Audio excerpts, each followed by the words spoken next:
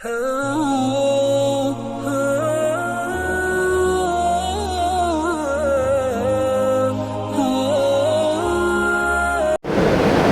احکامات کے ذریعے، تو پھر بندے کو اس میں اختیار نہیں ہے کہ وہ اپنی مفاد کے لیے یا احکامات کو چھپانے کے لیے اس کو حلال قرار دے۔ تو یہ تحریم اور تحلیل کا اختیار جو ہے صرف اور صرف اللہ رب العزت کی ذات کے لیے ہے۔ اگر بندہ اس میں مداخلت کرتا ہے اور اس کو اپنے اوپر حرام کو حلال اور حلال کو حرام قرار دیتا ہے تو گویا اللہ کے اختیار میں یہ شرکت ہے، اور یہ بھی ایک شرک ہے۔ تو ماقبل کی آیات میں اللہ تعالیٰ نے مشرکین کے انہی بری حرکتوں کو بیان کیا تھا کہ مثلا اللہ نے جانوروں کو حلال کیا ہے، جو کھانے کے جانور ہیں جن کو اللہ تعالیٰ نے جن کا گوشت حلال کیا ہے، وہ ان کو بتوں کے نام پر چھوڑ کر اپنے اوپر اس جانور کو ذبح کرنا اور کھانا حرام قرار دیتے تھے، جبکہ جو جانور اللہ نے حلال کیا ہے اس کو کسی ناجائز امور کے لیے اپنی طرف سے من گھڑت طریقے سے معبودان باطلہ کے نام پر چھوڑ کر اس کو اپنے اوپر حرام قرار دینا، گویا اللہ کے اختیار میں یہ شرکت ہے۔ یہ مشرکین کرتے تھے اور آج بھی یہ ہو رہا ہے کہ بتوں کے نام پر جانوروں کو چھوڑتے ہیں اور پھر وہ جانور کا استعمال کرنا، ان کو کھانا وہ حرام سمجھتے ہیں۔ تو اللہ تعالیٰ نے اس کی ممانعت کی اور ایمان والوں سے کہا، یہ حکم دیا کہ تم ان کے طریقے پر عمل نہ کرنا۔ اب اس آیت کے اندر اللہ تعالیٰ ایمان والوں کو یہی حکم دے رہے ہیں کہ جو کچھ ہم نے تم کو پاکیزہ روزی دی ہے اور جس چیز کو ہم نے تمہارے لیے حلال کر دیا ہے اس میں سے تم کھاؤ اور اللہ کا شکر گزاری کرو۔ اگر تم اللہ ہی کی عبادت کرتے ہو، اللہ ہی کو معبود حقیقی سمجھتے ہو، تو معبود حقیقی اگر اللہ ہی کے ذات کو سمجھتے ہیں تو پھر فرما برداری اور حکم کی تعمیل، حکم پر عمل کرنا یہ بندوں پر ضروری ہوتا ہے۔ تو اللہ تعالیٰ اسی کا حکم دیتے ہیں، جیسے دوسری جگہ میں اللہ تعالیٰ نے قرآن پاک میں فرمایا، یا ایھا الرسل کلوا من الطیبات واعملوا صالحا۔ اپنے رسولوں کو، اپنے پیغمبروں کو اللہ تعالیٰ نے حکم دیا کہ پاک چیزیں اور پاکیزہ چیزیں کھاؤ اور نیک اعمال کرو۔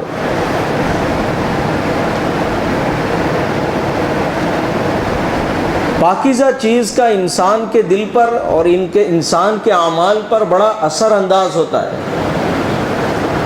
اس میں چاہے وہ حلال چیز کھانے کی شکل میں ہو یا کمائی کی شکل میں ہو،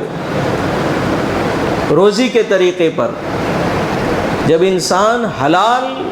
استعمال کرتا ہے، یعنی جو چیز اللہ تعالیٰ نے دنیا میں کھانے کی چیز انسان کے لیے متعین کیا ہے اس میں سے پاکیزہ چیز کا استعمال کرتا ہے، مثلا جانور ہے اس کو صحیح طریقے سے لیا جن کو حلال کیا ہے اللہ نے، اور اس کو ذبح کرتا ہے شرعی اعتبار سے، شریعت کے مطابق، پھر اس کو پاک اور صاف کرتا ہے، جو اس کے ناپاک چیزیں ہیں اس کو پھینکتا ہے، جو پاکیزہ چیزیں ہیں جس کو کھانے کا اللہ نے حکم دیا اس کو کھاتا ہے، اور اس میں احتیاط کرتا ہے، اپنے آپ کو حرام غذا سے بچاتا ہے، حرام کمائی سے بچاتا ہے، تو سیدھے اس کے اعمال پر اثر پڑتا ہے، پھر اس سے دل کے اندر اس کے نورانیت پیدا ہوتی ہے، دعائیں قبول ہوتی ہے، اور اسی طریقے سے کمائی کے اعتبار سے ہو، جب بندہ حلال کماتا ہے، حلال چاہے تھوڑا ہی کیوں نہ ہو، انسان جب اس سے اپنی روزی کھاتا ہے، روٹی کھاتا ہے، اپنے پیٹ میں، اپنی اولادوں کے پیٹ میں اس چیز کو اتارتا ہے، محنت اور مزدوری کے ذریعے اپنا پسینہ بہا کر اپنی محنت سے حلال کما کر کھاتا ہے، تو دل کے اندر اس سے نور پیدا ہوتا ہے، اور اس کمائی سے سیدھے انسان کے اخلاقیات پر اثر پڑتا ہے، حسن اخلاق پیدا ہوتے ہیں، دعائیں قبول ہوتی ہیں، اچھے اعمال کرنے کو دل چاہتا ہے، برے اور رذیل اعمال سے بچتا ہے، اس سے گناہوں سے نفرت کرتا ہے وہ بندہ جو محنت کے بلبوتے پر حلال کمائی استعمال کرتا ہے۔ یہ حلال کمائی کے فائدے، اور طیبات میں یہ سب داخل ہے۔ طیبات یعنی پاکیزہ چیز، چاہے وہ کھانے کے اعتبار سے ہو، مال کے اعتبار سے، کمائی کے اعتبار سے ہو۔ اس کے برعکس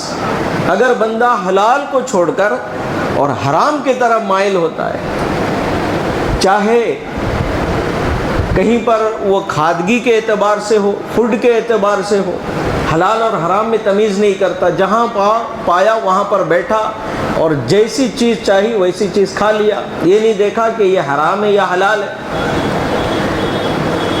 تو یہ بھی اس زمرے میں داخل ہوگا۔ اس کے اثرات پڑیں گے،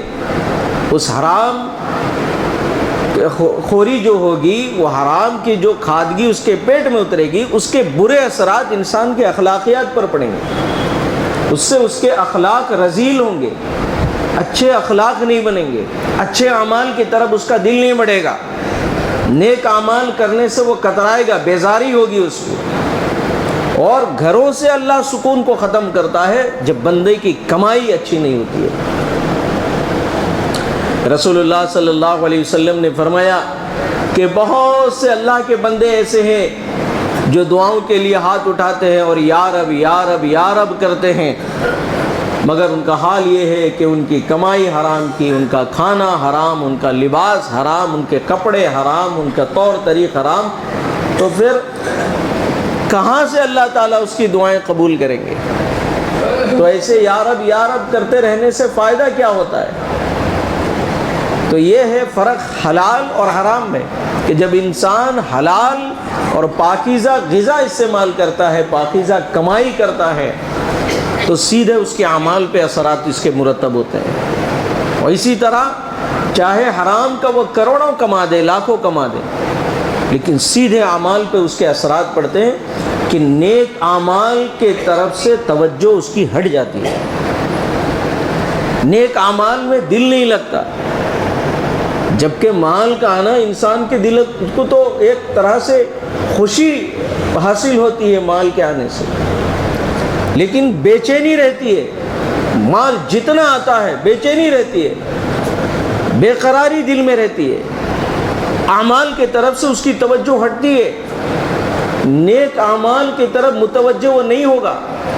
اور پھر وہ جو غذا بنا کر پیٹ میں اتارے گا، پھر اس سے اس کی دعائیں قبول نہیں ہوں گی، اس کے اعمال قبول نہیں ہوں گے۔ حجاج بن ایک ظالم بادشاہ تھا، غالباً حجاج بن یوسف، تو ان کے دور میں ایک بہت بڑے اللہ والے تھے، وہ ظلم بڑا کرتا تھا، تو بزرگوں کی ایک ٹولی تھی جو مستجاب الدعوات تھے، وہ یعنی مستجاب الدعوات سے کہتے ہیں کہ جو دعا اللہ سے مانگ دیتے تو اللہ فوراً قبول کر لے، اسے مستجاب الدعوات بزرگ کہتے ہیں، جو دعا اللہ سے ہاتھ اٹھا دیں بس فیصلے آ جاتے ہیں، مستجاب الدعوات کہتے ہیں۔ تو ان کی ایک جماعت تھی اللہ والوں کی، تو اس ظالم سے کسی نے کہا کہ دیکھ تو ظلم سے ہٹ جا، ان کو ستانا نہیں، ان کو پریشان مت کرنا، یہ مستجاب الدعوات ہیں، اگر یہ تیرے لیے ہاتھ اٹھا دیے تو ہلاک اور برباد ہو جائے گا۔ تو اس نے کیا کیا، ان کی دعوت کر دی، دعوت کرنے کے بعد میں کہا کہ اب میں ان سے بری ہو گیا۔ کہا کیا بری ہو گیا؟ کہا میں نے ان کو حرام کا لقمہ کھلا دیا، یہ ان کے پیٹ میں اتر گیا، اب یہ مستجاب الدعوات نہیں رہیں گے، دعائیں کریں گے قبول نہیں ہوگی، گرچہ وہ انجانے میں وہ کھائے۔ تو کتنے اس کے برے اثرات ہوتے انسان کے سیدھے اعمال پر جا کر اثرات پیدا کرتا ہے۔ فرائض میں انسان کوتاہی کرے گا، فرائض کے ادائیگی میں کوتاہی کرے گا۔ ایک صاحب تھے ہمارے دوست کے، وہ ریلیشن ہوں گے اور بڑے کروڑ پتی تھے وہ، اور وہ حج نہیں کرتے تھے، تو یعنی ان کے ساتھ باقاعدہ یہ سیکورٹیز ہوتے تھے، باڈی گارڈز ہوتے تھے ان کے ساتھ، اور لاکھوں کی کار میں وہ سفر کرتے تھے، کروڑوں کی کمائی ان کی۔ تو انہوں نے جا کر کہا کہ آپ حج کیوں نہیں کر لیتے؟ کہا کیا حج کریں یار، نہ کیوں نہ یار، کمائی برابر نہیں ہے، برابر کی کمائی نہیں ہے۔ مطلب کیا ہے؟ یعنی کمائی اچھی نہیں ہے، توفیق رب نہیں مل رہی ہے، اللہ کی طرف سے توفیق نہیں ہوتی ہے۔ یہ تو ایک عمل ہے، ایسا کسی عمل میں بھی انسان کا دل نہیں لگے گا جب انسان کے جیب حرام کی آمدنی سے بھرا ہوا ہوگا، اعمال سے اس کی توجہ ہٹ جائیں گے۔ اللہ ہم سب کی حفاظت کرے۔ تو بندہ تھوڑا کمائے، اپنی محنت اپنے پسینے سے کمائے، اور جس کو عادت لگ جاتی ہے، لت لگ جاتی ہے حرام کی، پھر وہ حلال کی کمائی پر اس کا دل اطمینان نہیں ہوتا، کیونکہ حلال کی جو آمدنی ہوتی ہے ہمیشہ وہ تھوڑی ہوتی ہے۔ اکثر و بیشتر دیکھا جاتا ہے کہ وہ آمدنی جو بالکل پیور ہوتے ہیں وہ کم دکھتے ہیں، لیکن برکتوں کا سمندر اس کے اندر ہوتا ہے، اور اس کے استعمال کرنے پر انسان کو ایک خوشی ملتی ہے۔ یہی تو وجہ ہے، دیکھو مزدوروں کو جو جاتے ہیں، محنت مشقت کرتے ہیں، صبح سے شام تک پسینے بہاتے ہیں، اور 200 500 400 لے کر کما کر آتے ہیں، چین کی روٹی کھا کر سکون کا نیند سو جاتے ہیں۔ اور وہی کمائی جب لاکھوں میں کروڑوں میں انسان کمائے اور چند گھنٹوں میں کما دے، راتوں کی نیندیں اس کی اڑ جاتی ہے، اور وہ مرغ مسلم بھی دسترخوان میں لے کر بیٹھے تو اس کو اس کھانے سے خوشی اور فرحت نہیں ہوتی، اس کے دل کو اطمینان نہیں ہوتا ہے۔ تو ایمان والا جو ہوتا ہے اس کے لیے اللہ کا حکم کیا ہے؟ پاکیزہ روزی کو جو اللہ نے عطا کیا ہے اس میں سے کھاؤ اور اللہ کا شکر بجا لاؤ، ان کنتم ایاہ تعبدون، اگر تم صرف اللہ کی عبادت کرتے ہو۔ تو عبادت اور بندگی کا تقاضا کیا ہے؟ فرما برداری اور تعمیل حکم، یعنی اللہ کے ہر حکم کی فرما برداری کرو، اللہ کے ہر حکم پر عمل کرنا، یہ ہے بندگی کا تقاضا۔ اللہ ہمیں اس پر عمل کی توفیق عطا فرمائے۔ آگے اللہ نے فرمایا انما حرم علیکم المیتۃ والدم ولحم الخنزیر وما اہل به لغیر اللہ ومن اضطر غیر باغ ولا عاد فلا اثم علیہ ان اللہ غفور رحیم۔ یہ تو ماقبل کی آیات میں اللہ تعالیٰ نے مشرکین کے ان شرکیہ اعمال کو بتلایا جو جانوروں سے متعلق وہ کرتے تھے، یعنی جن کو اللہ نے حلال کیا تھا، یہ اس کو بتوں کے نام میں چھوڑ کر، جانوروں کو اپنے بتوں کے نام میں چھوڑ کر اپنے اوپر اس کو حرام سمجھتے تھے۔ اب یہاں پر اللہ تعالیٰ ان چیزوں کا حکم دیتے ہیں جس کو اللہ نے حرام کیا ہے، مگر ضد اور ہٹ دھرمی کی وجہ سے وہ اللہ کے اس حکم کی خلاف ورزی کرتے تھے، یعنی اس کو استعمال کرتے تھے۔ جانور جس کو اللہ نے حلال کیا ہے، اونٹ ہے، گائے ہے، بکری ہے، دمبا ہے، اور اس کے جنس سے جتنے ہیں، اس کو بتوں کے نام میں چھوڑ کر اپنے اوپر حرام سمجھتے تھے۔ اب جن چیز کو اللہ نے، جو 4 چیزوں کا یہاں پر اللہ نے تذکرہ کیا ہے، قرآن یہاں پر تذکرہ کر رہا ہے، جس کو اللہ نے حرام کیا ہے مگر اس کا استعمال وہ کرتے تھے، وہ 4 چیزیں کیا ہے؟ انما حرم علیکم المیتۃ والدم ولحم الخنزیر وما اہل به لغیر اللہ،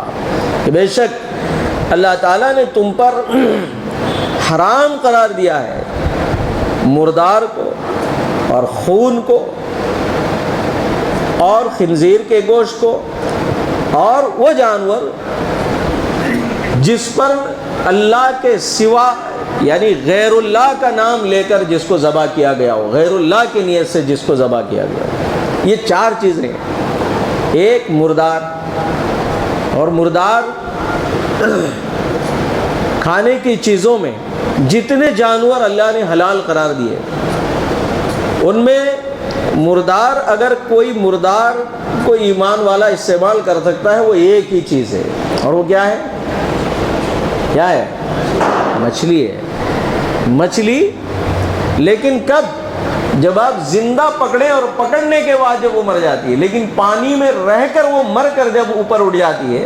پھر وہ مردار کے حکم میں آ جاتا ہے، اس کا استعمال آپ نہیں کر سکتے. تو مچھلی کو جب آپ پکڑ لیتے ہیں تھوڑی دیر کے بعد وہ مر جاتی ہے، تو زندہ نکال کر شکار کر کے رکھتے ہیں، پھر اس کے بعد جب مر جاتی ہے تو اس کے استعمال وہ حلال ہے. لیکن پانی میں رہ کر کے جب وہ مر جاتی ہے اپنی موت اور اٹھ جاتی ہے اوپر، دیکھے ہوں گے آپ جب مرتی ہے تو سیدھے اوپر اٹھ جاتی ہے، چاہے جتنی بھاری بھرکم مچھلی ہو، تنو منو کی ہو، اوپر اٹھ جاتی ہے، تب وہ پھر حرام ہو گیا. تو اللہ تعالیٰ نے مردار کو حرام قرار دیا ہے. اور اسی طرح خون. کون سا خون ہے؟ جانور کو جب ذبح کرتے ہیں جس کو دم مسفوح کہتے ہیں، بہنے والا خون، ناپاک خون. جانور کو جب ذبح کرتے ہیں جو خون نکلتا ہے پچکاری کے ساتھ، وہ خون. اور یہ مشرکین اور یہود اس خون کو جمع کر کے اس کا استعمال کرتے تھے اپنے کھانے میں. اللہ نے اس کو حرام کیا ہے. اور یہ سب کے سب حکم جس طرح قرآن مجید میں ہے اسی طرح توریت کے اندر بھی، مگر وہ لوگ اس کو چھپاتے تھے اور مشرکین اس کا استعمال کرتے تھے. ولحم الخنزیر. تیسری چیز فرمایا کہ خنزیر کا گوشت. خنزیر ایک ایسا جانور ہے کہ جس کو نجس العین اور رجس کہا گیا ہے، خبیث کہا گیا ہے. یہ جانور کتے سے بھی زیادہ ناپاک ہے، نجس العین. کتا جانور ایسا ہے کہ اگر بدن میں لگ جائے تو دیکھا جائے گا کہ کتا جب لگا ہے اس کے بدن میں ناپاکی لگی ہے یا نہیں لگی. اگر کتا صاف ستھرا ہے اور ٹچ ہو گیا آپ کے کپڑے سے بدن سے تو آپ کا بدن ناپاک نہیں ہوگا، کپڑا ناپاک نہیں ہوگا. لیکن کتے کے بدن میں اگر نجاست ہے اور وہ ٹچ ہوا تو پھر آپ کے کپڑے چینج کرنے پڑیں گے آپ کو. لیکن یہ خنزیر ایسا ہے نجس العین کہ صاف ستھرا، جو امپورٹ ایکسپورٹ جن کا ہوتا ہے اور جن کو فارم کے اندر باہر کنٹریز کے اندر ان کو پرورش کیا جاتا ہے اور ڈبل روٹی ان کو کھانے دی جاتی ہے، گندگی بھی نہیں استعمال کرتے، وہ بھی اگر آ کر ٹچ کر دے بدن کو تب بھی آپ کا کپڑا، آپ کا جسم ناپاک ہو جائے گا، اتنا نجس ہے. اور اس کا کوئی جز استعمال کرنے کے لیے اجازت نہیں ہے اسلام کے اندر. اور خنزیر کو نجس العین بھی اس لیے قرار دیا، یہ ایک ایسا جانور ہے کہ جس کے اندر بے غیرتی تمام جانوروں سے زیادہ ہوتی ہے اور بے حیائی تمام جانوروں سے زیادہ ہوتی ہے. حرص اس جانوروں کے اندر سب سے زیادہ ہوتی ہے. شہوت پرستی اس جانور کے اندر سب سے زیادہ ہوتی ہے دیگر جانوروں میں. یہ 3-4 وجوہات ہیں اس کی وجہ سے اور جانوروں کے مقابلے میں یہ جانور سب سے زیادہ بے حیا ہوتا ہے اور ہمیشہ ناپاکی کے طرف ہی اس کا میلان اور اس کا رجحان ہوتا ہے اور شہوت میں سب سے زیادہ ہوتا ہے یہ آگے. تو اسی لیے اس کو نجس العین قرار دیا گیا. یہ صاف ستھرا بھی اگر ٹچ ہو جائے، گوشت تو دور کی بات ہے، یہاں چونکہ کھانے کا تذکرہ تھا اسی لیے گوشت کا الفاظ استعمال کیا گیا، ورنہ یہ پورا کا پورا جانور حرام ہے، اس کا استعمال ممنوع ہے. اگر چھو لے یہ بدن کو تو بدن بھی ناپاک، کپڑا بھی ناپاک ہو جاتا ہے. اور چوتھی چیز فرمایا وما اہل بہ لغیر اللہ، اور وہ جانور جس کو غیر اللہ کے تقرب حاصل کرنے کے لیے ذبح کیا جائے. جیسے غیر حضرات اپنے معبد خانے میں جانوروں کی بلی دیتے ہیں، اور اسی طرح جو مزار پرست ہوتے ہیں اولیاء اللہ کے قبروں کے پاس میں جانوروں کی نظر پیش کرتے ہیں، اور مرغا اڑانا، جانوروں کو اللہ والوں کے نام میں ذبح کرنا ان کا تقرب حاصل کرنے کے لیے، اگرچہ اس کو یہ ہے وما اہل بہ لغیر اللہ۔ اب یہاں پر اللہ تعالیٰ نے فمن اضطر غیر باغ ولا عاد فلا اثم علیہ، بس جو شخص بے اختیار ہو، مجبور ہو تو اور وہ زیادتی بھی نہ کرے اور لطف اندوزی کی بھی نیت نہ ہو تو اس پر کوئی حرج نہیں ہے۔ یہ جملہ دراصل اللہ تعالیٰ نے جو ارشاد فرمایا ہے یہ کس لیے؟ جو مجبور ہو تو نہ وہ لطف کے لیے، لذت کے لیے اسے حاصل کرے، نہ زیادتی کرے، تو اس پہ کوئی حرج نہیں۔ مطلب کیا ہے اس کا؟ یعنی اضطرار کی حالت ہو۔ یہ جو 4 چیزیں حرام ذکر کی گئی ہیں، کیا ہے؟ مردار، خون، جمع ہوا خون، اور اسی طرح خنزیر کا گوشت، اور وہ جانور جس کو غیر اللہ کی نیت سے ذبح کیا گیا ہو۔ یہ 4 حرام چیزیں ہیں۔ اب اگر کوئی انسان بھوک کی حالت میں ہے اور ایسی حالت ہے، اس کو ایسی حالت ہے کہ دیکھو بھوکا انسان اپنی کیفیت اور کیپیسٹی کو جان لیتا ہے کہ مجھے بھوک کس درجے کی ہے۔ اس درجے کی بھوک ہے کہ اب اگر نہ کھایا تو مر جائے گا، اب اگر نہ کھایا تو مر جائے گا، یعنی بالکل مرنے کی حالت ہے کہ اگر کچھ نہ کھایا تو بالکل چلا جائے گا۔ اس وقت اللہ تعالیٰ نے اجازت دی ہے کہ اگر حلال چیز نہ ملے، اس کا کوئی ذریعہ نہ ملے، تو صرف اپنی بھوک کو، چونکہ جان کا بچانا فرض ہے، بھوک کو مٹانے کے لیے، جان کو بچانے کے بقدر وہ اگر اس کے سامنے ہو اور کوئی حلال چیزیں نہ ہو تو تھوڑا سا استعمال کر سکتا ہے، مگر اس کی نیت اس کو انجوائے کرنے کی نہ ہو، اس کا لذت، اس کا ٹیسٹ لینے کے لیے نہ کھائے، اور بہت زیادہ بھی نہ کھائے۔ جب جان میں جان آ گئی، تھوڑی سی کھا لیا تو فوراً چھوڑ دے، یہ ہے زیادتی کا مطلب۔ غیر باغین، اس کا مطلب یہ ہے کہ وہ لذت حاصل کرنے کے لیے نہ کھائے۔ اور ہر آدمی جو بھوکا ہوتا ہے وہ اپنی بھوک کی کیفیت کو سمجھتا ہے کہ میں ابھی بھوکا ہوں تو ابھی مجھے کہیں ارجنٹ جانا ہے، سفر کرنا ہے، تو میں اس حالت میں بھی کہاں تک جا سکتا ہوں، یا اس بھوک کو میں صبح تک برداشت کر سکتا ہوں، یا ایسی حالت ہوگی کہ اب مر جاؤں گا اگر نہ کھایا، تب اس کی اجازت ہے۔ لیکن یہ آخری درجہ ہے جب حلال کوئی چیز نہ ملے، اور اس کو بہانہ بنا کر اگر کوئی کھاتا ہے تو اللہ تعالیٰ تو علیم بذات الصدور ہے، دلوں کے بھیدوں کو جانتے ہیں، تو پھر یہ ایمان والے کی شان نہیں ہوگی۔ ان اللہ غفور الرحیم، تو اللہ فرماتے فلا اثم علیہ، اگر اس حالت اضطرار میں آ کر مجبوری کے درجے میں استعمال کر دیا تو پھر اس پہ کوئی حرج نہیں ہے۔ آگے فرمایا اللہ نے ان اللہ غفور الرحیم، کہ اللہ تعالیٰ بہت زیادہ معاف کرنے والے ہیں، رحم کرنے والے ہیں۔ یہ جملہ دراصل اس لیے اللہ نے فرمایا کہ اگر کھاتے کھاتے بھوکا انسان 1-2 لقمہ زیادہ بھی کھا گیا تو اللہ کی ذات سے امید ہے کہ اللہ تعالیٰ اسے معاف کر دیں گے، کیونکہ بھوکے کے سامنے جب کھانا آتا ہے تو اس کی کیفیت الگ ہو جاتی ہے، وہ اندازہ نہیں کر سکتا کہ میں نے کتنا کھا لیا۔ اگر زیادہ بھی استعمال کر دیا تو اللہ تعالیٰ غفور الرحیم ہے۔ آگے فرمایا ان الذین یکتمون ما انزل اللہ من الکتاب ویشترون به ثمنا قلیلا اولئک ما یاکلون فی بطونہم الا النار ولا یکلمہم اللہ یوم القیامۃ ولا یزکیہم ولہم عذاب علیم۔ آگے ان یہود سے متعلق اللہ تعالیٰ نے فرمایا کہ بے شک جو لوگ چھپاتے ہیں کتاب کو، کہ ان احکامات کو جو اللہ تعالیٰ نے نازل کیا ہے، اور اس کے بدلے تھوڑا سا مول لے لیتے ہیں، تو وہی لوگ ہیں جو اپنے پیٹ میں جہنم کے انگار بھر رہے ہیں، اور اللہ تعالیٰ ان کے ساتھ کل قیامت کے دن ملاطفت نہیں کریں گے، اور نہ ان کی پاکی اور صفائی ہوگی۔ اللہ تعالیٰ ان کے لیے دردناک عذاب تیار کر رکھے۔ دراصل یہود کی کتاب توریت کے اندر بھی یہ احکامات تھے، یہ جو حرام چیزیں ہیں جن کو اللہ نے حرام قرار دیا ہے، مگر یہود اس کو چھپاتے تھے،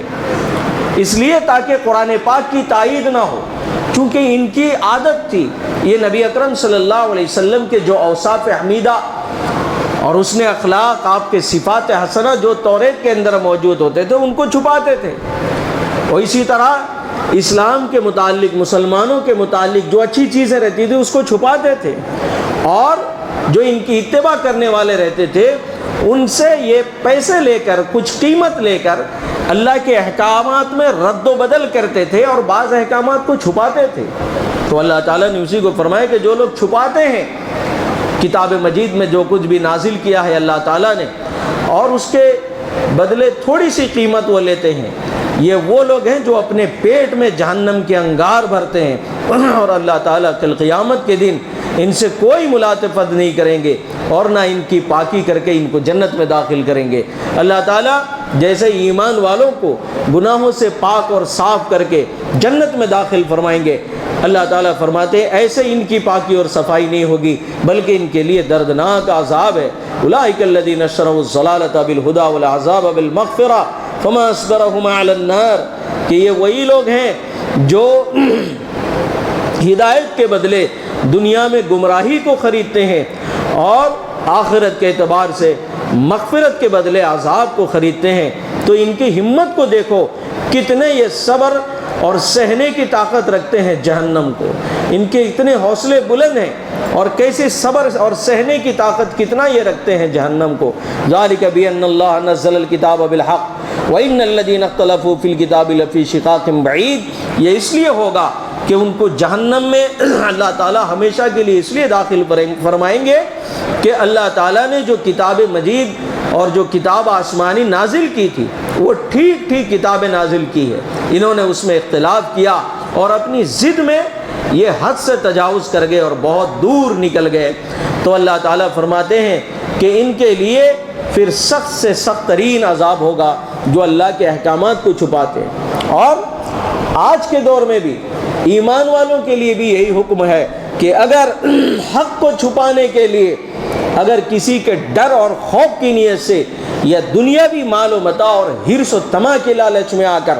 اگر کوئی شخص اللہ کے احکامات کو چھپاتا ہے، اولئک یاکلون فی بطونہم الا النار، اسی آیت کے زمرے میں وہ بھی داخل ہوگا اور کتمان علم کے زمرے میں یہ داخل ہوگا۔ وَلَهُمْ عَذَابٌ أَلِيمٌ، اس کے لیے بھی یہی دردناک عذاب ہے کہ کوئی رشوت لے کر کسی انسان کو گمراہ کرے یا غلط سلط مسائل کو بیان کرے یا دنیاوی حرص اور لالچ کے چکر میں پڑ کر اللہ کے احکامات کو چھپائے اور حقیقت کو واضح کرنے سے پیچھے ہٹے تو وہ بھی اسی زمرے میں داخل ہوگا۔ اسی لیے اللہ تعالیٰ سے دعا کریں، اللہ تعالیٰ